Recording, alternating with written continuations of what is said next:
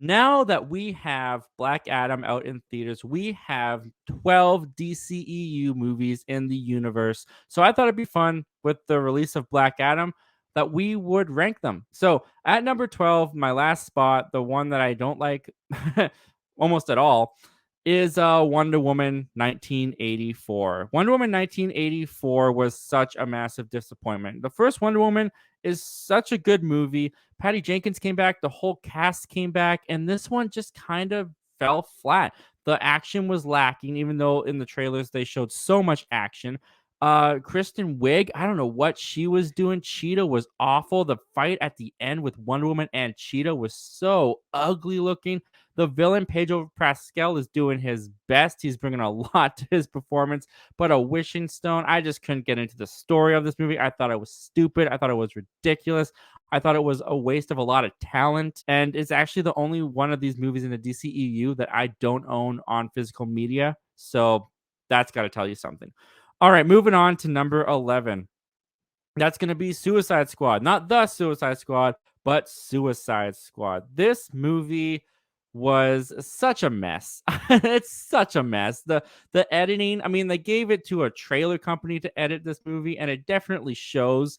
It's nonsensical. The story is stupid. The villain of this movie is a giant witch lady who's controlling an army of zombies, and they send a girl with a bat to go and fight her. The Suicide Squad in this movie makes absolutely no sense. But I do have fun with this cast. You got Will Smith in there, Margot Robbie, Jai Courtney. There is a lot of fun with these groups of characters. The chemistry, the dynamic that these characters bring almost saves the movie on its own. And for that reason, I do have Suicide Squad a little bit higher than Wonder Woman 84. Maybe not a better movie, but a better experience for me. All right, at number 10, we've got the theatrical release of Justice League. Now, some people would have this probably at the very bottom, but I do have some enjoyment in the theatrical version of Justice League. I think there are some scenes that were removed from Zack Snyder's Justice League that he didn't shoot that were a lot of fun. I liked seeing the Flash get motivation from Ben Affleck's Batman. The fight between the Justice League and Superman when Superman comes back, I think is a lot of fun. The movie looks ugly. The story is so watered down, especially when you watch Zack Snyder's Justice League. You just see how much they tore this thing to shreds, took out all the meat, and left nothing but bone. It shows when you watch this movie. You feel it when you watch this movie. But I'd be lying if I said that I didn't think this movie was it's okay. It's all right. It has moments that I think are fine, but it's definitely drastically, vastly improved by Zack Snyder's Justice League. And for that reason, I have the theatrical release of Justice League at number 10. At number 9, we've got Batman versus Superman, a movie that should be one of the most epic movies of our time. And it just kind of came out okay. They rushed it. They rushed Batman and Superman fighting too much. This is immediately after Man of Steel. The setup for Batman and Superman to fight is so overly convoluted. Lex Luthor's plan makes no sense. The extended cut that you get on the Blu-ray does flesh out more of the story and makes it a little bit better, but not enough that I want to sit through it again. The real saving grace of this movie is Ben Affleck's Batman. He is so awesome. That warehouse scene alone is what's worth watching this movie. The fight at the end with Wonder Woman, Superman, and Batman fighting Doomsday is fun, but in the movie, it kind of comes out of nowhere. It's a little nonsensical. The movie has balls killing off Superman, but we know it's not going to last, and they bring him back in Justice League. It just all feels so rushed, and it just felt like the wrong time for this conflict, and the movie suffers for it. So for that reason, I have Batman vs. Superman at number 9. Coming in at number 8, we have Aquaman. Aquaman's fun. Aquaman is cheesy. Aquaman is campy. The middle part of the movie where Aquaman and Mira go on land and go on some kind of scavenger hunt, I don't really remember. It kind of drags for me, but I really like the underwater stuff. You got octopuses playing drums.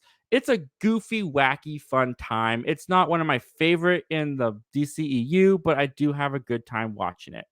Coming in at number 7, we've got Birds of Prey and the overly long title that ends with Harley Quinn. The Emancipation of Harley Quinn, something like that. This movie came out at a really bad time. It was February 2020. just before COVID was really about to hit. So this movie kind of fell under the radar a little bit. I had fun with this movie. I thought the style of it was a lot of fun.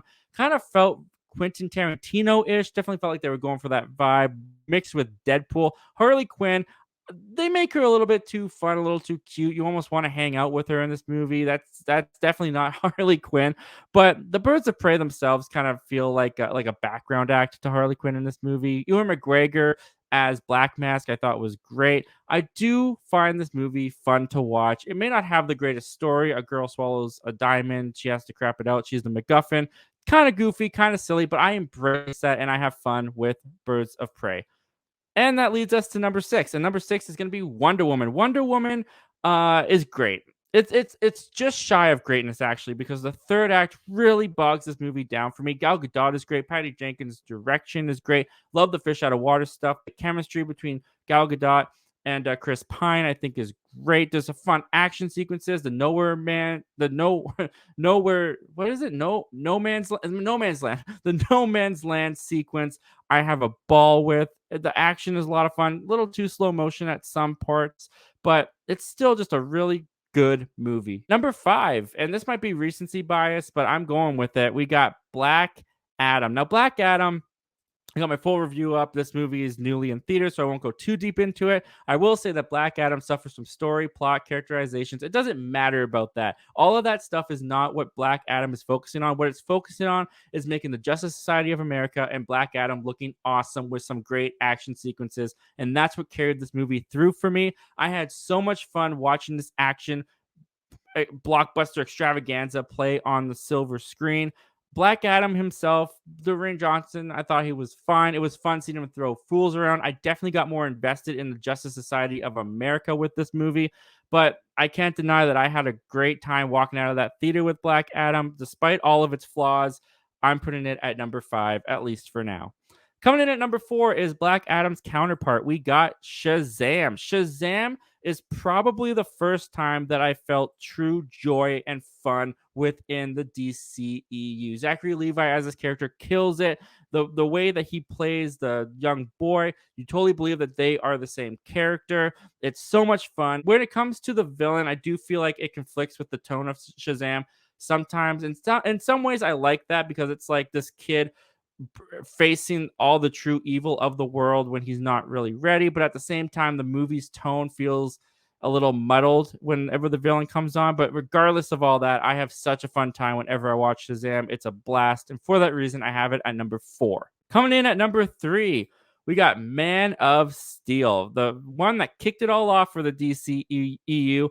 And I enjoy this movie. I don't get too invested into Superman's origin story the way that Zack Snyder reinvented it and brought it into the modern age. I think it's good, but I don't get too into it. I love the stuff on Krypton at the beginning. Zod is a fun villain. I love the way that this almost feels like an alien invasion movie in a superhero movie. I love the way that they capture Zod coming down to Earth and how the citizens of the planet embrace that and fear that and how they react to that. Zod versus Superman in Metropolis at the end of this movie is so great. I know a lot of people had problems with it because there's so much buildings getting crashed into and people dying, but that's exactly what would happen if these two Kryptonian gods were fighting on our Earth. It's so realistic. I love it for that. It takes risks.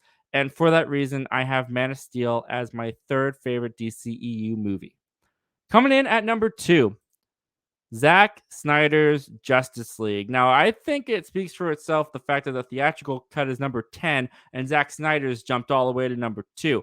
This movie is an epic, and I love that it feels like an epic for these legendary characters. Everything that was stripped, all the meat, all the context that was stripped from the theatrical cut is thrown back into Zack Snyder's cut, and it makes the movie make so much more sense. You get so much more invested in not just our main heroes, but the villains. Steppenwolf in the theatrical cut, I think, is a goof. I thought he was horrible. He is so interesting. He is so cool, and you really get a feel of you get emotionally attached to him in some ways in Zack Snyder's cut. The way that Zack Snyder was able to do that, I have no idea. I could never explain it. But the Zack Snyder Justice League cut is drastically, vastly improved upon the theatrical. And for that reason, I got to put this epic at number 2. I had a blast watching it, even though it doesn't need to be 4 hours long. Little excessive.